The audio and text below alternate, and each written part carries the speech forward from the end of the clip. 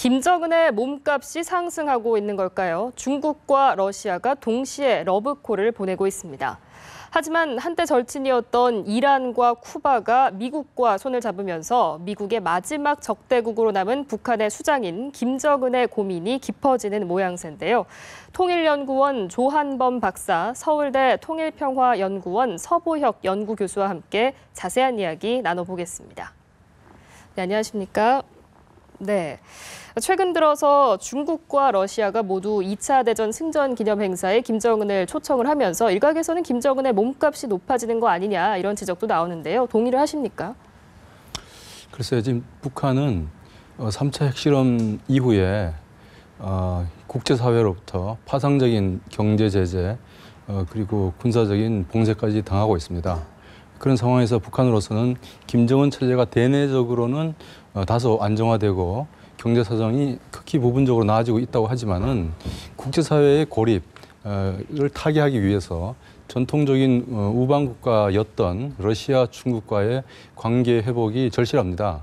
중국, 러시아로서도 지금 오바마 정부 이후 들어서서 중미 그리고 미러 관계가 좋지 않는 터에 이 소위 북중러 3국의 이 북방 3개국의 협력 관계를 이제 회복해야 될 그런 전략적인 이해가 지금 맞아 떨어지고 있기 때문에 그 부분이 김정은의 몸값이라 할까요? 그래서 일시적으로 높여주는 것이 있는데 이 같은 어떤 세 국가의 전략적인 이해관계 때문에 지금 관계가 호전되고 가능성이 높아 보입니다. 그러니까 지금 김정은 같은 경우는 뭐 중국으로부터도 초청을 받았고 러시아로부터 또 초청을 받았는데 뭐 세 국가의 전략적인 이해관계가 맞아 떨어지는 것 같다 이렇게 분석을 해주셨는데요. 조 박사님께서는 어떻게 생각하십니까? 뭐 비슷한 맥락인데요. 북한이 가지고 있는 전략적 가치 한계가 있기 때문에 어느 정도 어떤 잠정적인 상황이라고 보여집니다. 왜 그러냐면 이제 러시아는 지금 상당히 고립 상황이고요. 네, 그런 점에서 본다 그러면은 이번 전승 기념일에 미국하고 서방이 이제 참석 가능성이 좀 낮거든요. 네, 그런 점에서는 이제 러시아가 북한이라든지 참석하기를 원하고 있는 거고요. 뭐 중국 역시 최근에 이제 북중 관계 냉각 이걸 좀 해소하기 위해서 참석을 요구하겠다 이렇게 볼 수 있습니다. 뭐 김정은 앞에는 지금 뭐 선택지가 여러 가지일 텐데 중국, 러시아 둘 다 갈 수도 있을 거고 둘 다 안 갈 수도 있을 거고 어느 한쪽만 갈 수도 있을 겁니다. 어떤 판단을 하게 될 것이라고 예상하십니까?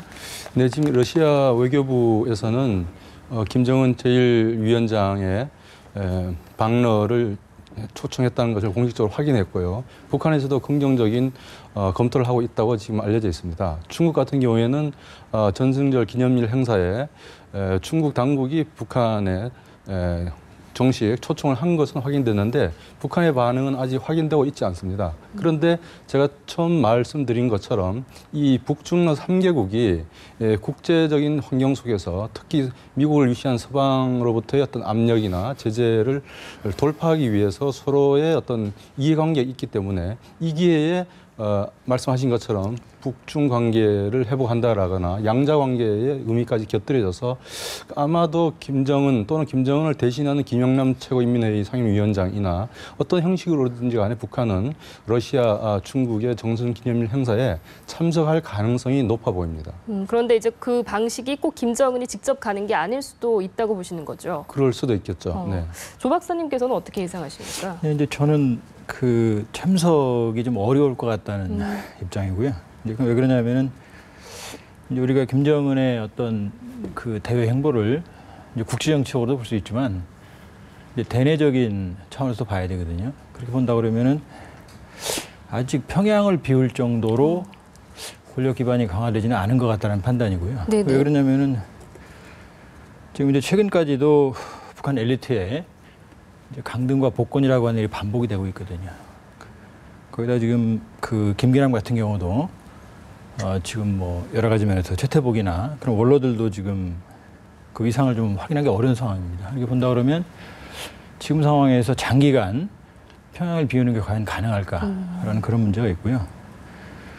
지금 이제 일정으로 보면은 러시아가 먼저거든요. 예. 근데 이제 북중 관계가 상당히 악화되지만 북중 관계 악화에도 불구하고 사실은 뭐 그 중국을 버릴 수는 없거든요.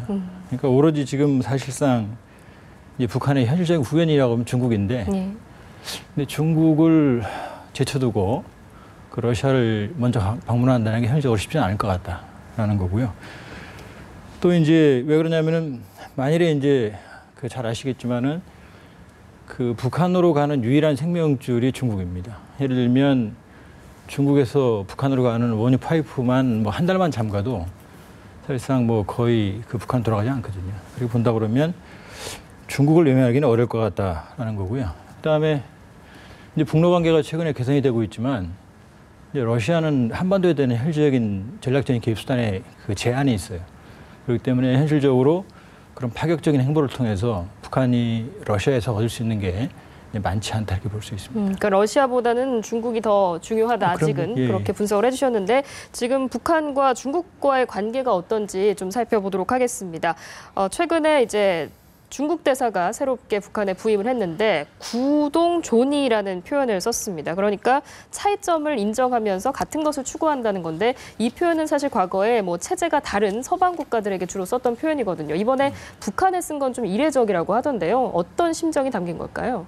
네, 이번에 그 신임 중국 북한 대사가 북한 정부의 신임장을 접수하면서 보통 중국과 북한의 관계 또 중국의 대외 관계를 말할 때 중국 외교부에서는 전통적으로 중국 사자성어를 4개를 써서 16자 원칙을 제시하는데 이번에 이제 상호 존중, 평등 상대 그리고 협력 공영이라고 하는 이 전통적인 이런 방침은 그대로 유지가 되는데 새로 이제 눈에 띄는 게 구동존입니다. 그래서 이 부분에 대해서는 지금 북한이 핵실험을 하고 또 중국이 미국과의 새로운 어떤 국제 질서를 만들어 나가는 과정에서 북한 핵 문제에 대해서는 같은 핵 보유 국가로서 중국과 미국이 서로 협력하는 모양새를 취하고 다만 중국의 지속적인 경제 성장을 위해서 한반도의 안정이 필요하다라고 하는 이런 두 가지 다소 긴장된 전략적인 이익을 중국이 이제 조화시켜 나가는 과정에서 중국 입장에서 북한과의 관계를 어떻게 정의하느냐. 그것이 김정일 말기 때부터 중국에서는 북한과의 관계를 전통적인 우위 관계보다는 하나의 국가 대 국가의 관계, 이념적 동일성보다는 국가 이익의 어떤 공통점을 갖고서 또는 지정학적인 차원까지 고려해서 협력을 해나가는 우호 협력 관계로 이제 정리하고 있는데 반해서 북한은 아무래도 좀 불리하고 어려운 상황이기 때문에 전통적인 우위 관계를 강조하면서 중국으로부터의 지원과 협력을 더욱더 끌어내려고 하는 이런 서로의 입장 차이가 있는데 중국이 이번 신임 북한 대사를 통해서 구동존이라고 하는 표현을 쓰는 것은 아마도 이념적 동질성보다는 서로의 어떤 국가 이익의 어떤 공통점을 갖고서 정상적인 다른 국가들의 외교 관계처럼 그런 식의 접근을 하겠다라고 하는 의지를 보였다고 평가할 수 있겠습니다. 이렇게 중국은 뭐 구동존이라는 표현까지 써가면서 어떤 정상적인 국가 대 국가 관계를 추구하고 있는 것 같은데 북한은 이런 표현을 어떻게 받아들이고 있을까요? 일단은 전 좀 생각을 다르게 하는 게요. 구동존이라고 하는 표현은 사실은 이제 처음 나온 게 50년대에 이제 비동맹 외교에서 이제 중국이 개입을 하면서 비동맹이라는 게 다양한 노선이거든요. 이제 그때 이제 처음 탄생을 하거든요. 그리고 이제 1970년대에 중국이 이제 서방 관계를 개선을 하면서 이제 대서방의 일반적인 관계를 개선하기 위해서 쓴 말입니다. 그러니까 사실 북한과 같은 혈맹에게는 쓸 수 있는 말이 아니죠.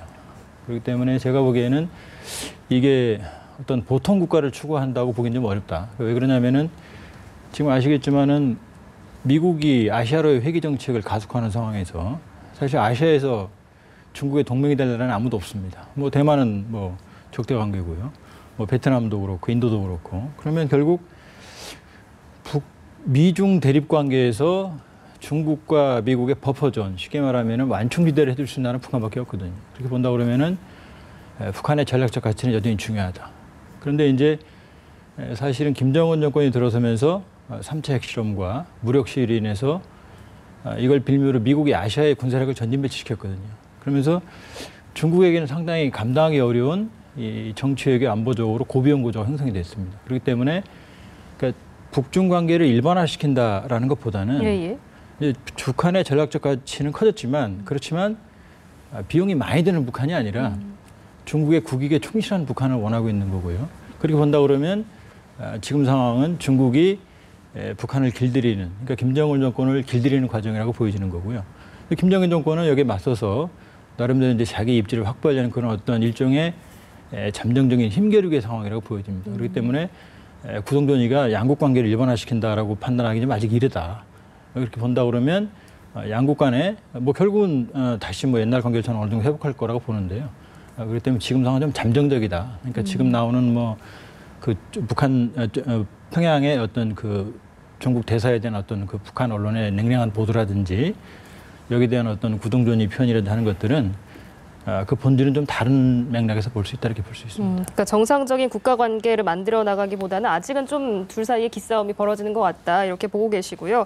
김정은이 지금 중국과 러시아에게 초청을 받았지만 사실 인도네시아로부터 반둥 회의 초청장을 받기도 했는데 여기에는 이제 김영남 상임위원장이 대신 가기로 했거든요. 중국의 시진핑 주석도 온다고 하던데 김영남과 시진핑의 만남이 성사될 수도 있습니까? 네, 일단 반둥 회의부터 말씀을 좀 드려야 될 것 같은데요. 이 반둥 회의는 아시아 아프리카 회의라고도 불리는데 1955년에 그러니까 2차 세계대전이 끝나고 나서 10년 후 과거 서방 제국주의 국가들로부터 독립한 주로 아시아 아프리카 신생 국가들 29개국이 국제 무대에서 제3세계 국가들 간의 단결과 결속을 도모하기 위해서 만든 회의입니다. 이 자리에서 북한은 공식 회원국은 되지 못했는데요. 그 반둥 회의를 기념하는 10주년 기념 행사 65년에 김일성이 참여를 합니다. 그리고 나서 70년대 들어서서 국제 무대에서 남북한이 제3세계를 대상으로 치열한 생존 경쟁 그리고 체제 경쟁 외교를 해 나가면서 북한은 75년 페루 리마에서 열렸던 반둥회의 외무장관 회담에 참여를 하고 정식 회원국으로 가입을 하게 됩니다. 이렇기 때문에 이 북한은 사회주의 국가이기도 하면서도 저발전 국가로서 반제국주의, 민족 자주, 그리고 제3세계의 결속, 그리고 국제 문제의 평화적 해결 등을 기치로 하는 이 반둥회의에 상당히 많은 의미를 두고 있습니다. 그래서 우리 남한 정부는 갈지는 아직 확인이 안 되는데 북한은 이제 의전적으로 북한을 대표하는 김영남 상임위원장이 가는데 시진핑 주석이 가든지 아니면 중국의 외교부장이 가든지 간에 당연히 그 자리에서는 다자적인 회담이기 때문에 가까운 나라들 사이의 양자적인 정상회담이나 외무장관 회담을 통해서 양국 간의 관심사라든지 향후 관계 발전을 위해서 논의를 할 겁니다. 그래서 그 자리가 아마 그 이후에 있을 수 있는 북중 정상회담이라든지 정색되어 있던 양국 관계를 회복해 나가는 하나의 외교적인 어떤 계기로 북한이 삼을 가능성은 충분히 있습니다. 네, 그렇다면은 뭐 김영남과 시진핑의 만남도 좀 주목해서 봐야 할 것 같습니다. 이번에는 북한과 러시아의 관계를 짚어볼 텐데요. 현영철 인민무력부장이 국제안보회의를 참석하기 위해서 러시아에 갔는데 이런 것이 어떻게 북러 관계가 좀 돈독해지고 있다는 방증인 걸까요? 이제 최근에 그러니까 북한의 그 3차 핵실험 이후에 이제 북중 관계가 냉각되는 반면에 이제 북러 관계는 경협을 중심으로 상당 부분 진전이 되어 왔습니다. 예를 들면은 나진항에 대해서 그 이미 시본 운송사업, 러시아가 이제 투자를 했죠. 운송 사업을 했고요. 그 다음에 지금 뭐 그 추진 중입니다만은 북한 내륙 철도에 대해서 러시아가 265불을 투자해서 개선을 하겠다라는 사업도 발표가 됐고요. 그 다음에 2년 전에는 러시아가 그 북한이 가지고 있던 그 소련에 대한 채무 110억 불을 탕감해줬습니다. 이렇게 본다 그러면 최근에 북러 경협은 상당 부분 진전되어 왔다. 여기에 이제 그 북한이 원하는 경험 획득을 위해서 벌목공이나 인력 수들도 증가해 왔습니다. 여기에 발맞춰서 최근에 이제 북러 군사기로도 이제 부분적으로 재개가 되고 있는데요. 그러나 말씀드렸지만 북러 관계는 사실상 근본적으로 제약이 있습니다. 다시 말해서 러시아가 한반도에 대한 어떤 개입선의 제약이 있고요. 또 북한이 원하는 군사나 경제적 지원을 해줄 수 있는 그 상황이 아닙니다. 반대로 북한도 역시 러시아에 줄 수 있는 게 많지가 않다. 그러니까 러시아가 북한에 공을 들이는 이유 중에 하나는 푸틴 정권이 이 역점적으로 추진하고 있는 시베리아 극동 개발의 어떤 그 거점이거든요. 다시 말해서 이 시베리아 극동에 있는 가스관을 북한을 경유해서 우리로 한국에 연결하는 사업. 그다음에 TSR, 그러니까 시베리아 횡단철도를 PKR 한반도 종단철도 연결하는 사업 여기에 지금 핵심이거든요. 이렇게 본다 그러면 이제 북한이 필요한 거죠. 예, 예. 그리고 본다 그러면 북한 자체로서는 사실상 큰 전략적 가치는 없습니다. 그리고 또 군사적으로는 사실 그 북로의 협력과는 더 작은 제한적인 거고요. 그러니까 최근에 있는 군사교류는 예를 들면 이제 군사 고위 당국자의 어떤 교류라든지 아니면 군사훈련의 참관이라든지 이 정도 수준인 거지 그 이상을 넘어서기는 어렵다. 그렇기 때문에 북중 관계 냉각에 위해서 최근에 북러 관계가 좀 확대되고 있는 것처럼 보이지만 예, 예. 그러나 근본적으로 제약이 있기 때문에 과거 같은 이 어떤 북방 삼각동맹 이런 건 어렵다. 그러니까 비근한 예로 이미 그 90년 한소 수교 이후에 95년에 그 북로 동맹 조약은 파기가 됐습니다. 그리고 이미 일반적인 설린 5호 조약으로 제치가 됐거든요. 일반 관계로. 예. 그렇기 때문에 북로 관계 개선에 대해서는 그렇게 좀 이렇게 너무 앞선 판단은 좀 절제할 필요가 있다 이렇게 볼 수 있습니다. 북러 관계가 좋아지고는 있지만 근본적으로 북한과 러시아가 서로 주고받을 수 있는 게 그렇게 많지는 않다 이렇게 볼 수 있을 것 같습니다. 그런데 현영철 인민무력부장이 이 안보회의에 참석을 해서 미국을 향해 직격탄을 날렸거든요. 어떤 내용인지 한번 들어보도록 하겠습니다. 침략 전쟁에는 전국이 상용 무력에 위한 전쟁이든 핵 전쟁이든 미국이 원하고 택하는 그 어떤 형태의 전쟁과 작전으로 단호히 대응할 것입니다. 우리에 대한 미국의 적대지 정책과 행위가 그러니까 미국을 향해서 뭐 핵전쟁도 불사할 것이다 이렇게까지 말을 했는데 어떤 의도가 있는 걸까요? 네, 북한 현영철의 발언은 일단은 지금 러시아와 이제 미국이 우크라이나 사태로 상당히 많이 대립되어 있는데 예, 예. 러시아가 이제 미국을 비판하는 그런 외교적 스탠스를 측면으로 보조하면서 지지해주면서 북러 관계를 돈독히 하려는 그런 의미가 하나 있고 예. 그다음에 또 하나는 북한이 세 차례 핵실험을 통해서 스스로 핵 보유 국가로 자처하고 그리고 미국과는 관계 정상화나 평화협정 체결보다는 이제는 핵 군축 회담을 하자라고 하는 이런 주장을 오바마 정부 이후에 해왔습니다. 그렇기 때문에 오바마 정부가 지금까지 이 남한 정부와 공조를 통해서 소위 전략적 인내, 전략적 무시를 통해서 북한을 제재해 오고 있는 이와 같은 것에 대한 북한 정부의 강한 반발을 담고 있다고 하겠습니다. 그렇군요. 뭐 이렇게 북한과 중국 또 북한과 러시아의 관계를 짚어봤는데요. 최근 들어서 북한의 우방국이라고 할 수 있었던 이란과 쿠바는 미국과 손을 잡고 있거든요. 이런 상황에 대해서 김정은은 어떻게 보고 있을까요? 상당히 고립감을 느낄 수밖에 없죠. 그리고 이제 사실은 지금 미국이 이란과 쿠바 문제를 해결하면서 이제 북한에 좀 더 적극적으로 개입할 문제를 해결할 협상으로 가겠다는 판단이 있는가 하면 반대로 오히려 사실은 그 북한이라고 하는 북한 핵이라는 것을 레버리지 빌미로 해서 미국이 아시아로 회귀 전략에 좀 탄력을 가하려는 그런 의도도 보여집니다. 이제 최근에 미국 고위 당국자들의 발언은 첫째는 이제 북한 붕괴론을 자주 언급을 하고 있고요. 예. 두 번째는 북한의 핵 능력을 좀 과도하게 과장하는 경향이 있습니다. 우리 정부는 이제 사실은 북한이 소요량에 성공해서 미사일의 탑재 능력까지 된다고 그 미군 당국자의 말에 대해서 사실은 거기에 대해서 좀 이렇게 반대하는 입장이거든요. 이렇게 본다 그러면 미국은 지금 북핵 문제가 근본적으로 해결되는 걸 원하겠지만 어차피 그게 장기간의 시일이 소요된다고 그러면 미국과 쿠바에서 한숨 돌렸기 때문에 네. 오히려 이 북한 문제는 좀 더 해결보다 협상보다는 좀 더 압박을 통해서 쉽게 말하면 해결을 모색할 수도 있지만 그걸 빌미로 미국이 원하고 있는 아시아로의 회귀 정책의 전제 조건인 군사적인 전진 배치인데 사드도 그 일환이죠. 사드 역시 북핵 미사일이 지금 어떤 기본적인 원인이기 때문에 그런 점에서 본다 그러면은 북한에 대해서는 사실은 좀 더 고립적인 상황. 그다음에 미국의 대북 압박 정책이 해결보다는 화해적인 어떤 대화보다는 좀 더 압박 정책이 강화될 수 있는 그런 상황이기 때문에 김정은에게는 좀 더 김정은 정권에 좀 더 초조한 상황이다 이렇게 볼 수 있습니다. 그렇군요. 한편 북한과 인도와의 관계는 또 어떤지 궁금한 게요. 리수용 외무상이 인도와의 수교 42년 만에 처음으로 방문을 했거든요. 어떤 의미가 있는 겁니까? 네, 북한으로서는 지금 앞서 말씀처럼 지금 여러 가지로 북한이 지금 어려운 상황에 있는데 과거에 이제 비동맹 운동을 선도해왔던 인도와 예. 관계 개선의 어떤 그 제스처를 취하면서 고립감을 타개해 나가려고 하는 그런 취지가 하나 있고, 그리고 과거에 북한이 2차 핵실험을 했을 때도 인도는 북한이 $100만 지원을 한 적이 있습니다. 이것에 대해서 리수영 외상이 이번에 사의를 표명하고 다시 한번 지원을 촉구했고 인도로부터 긍정적인 답변을 받아냈습니다. 다만 인도 외무장관의 방북 초청에 대해서는 인도 정부가 공식적으로 지금 확인을 못하고 있고, 그리고 또 하나 지금 모티 총리가 다음 달에 중국, 몽골, 한국을 방문하면서 정상회담을 지금 추진하고 있습니다. 그 부분을 좀 하기 위해서 리수영 외상이 가서 인도 외무장관의 북한 방문을 시도하고 있는 것 같은데 그 부분은 여의치 않은 걸로 알고 있습니다. 네. 오늘 이렇게 김정은과 주변국과의 관계를 하나하나씩 짚어봤는데요. 앞으로의 전망은 어떻게 내다보십니까? 지금 상황에서 볼 때는 사실 북한이 외교적으로는 상당히 어려운 상황입니다. 북중 관계 냉각돼 있죠. 남북 관계 교착돼 있죠. 그다음에 북미 관계 풀리지 않고 있고 북일 관계 역시 납치함들은 난항을 겪고 있거든요.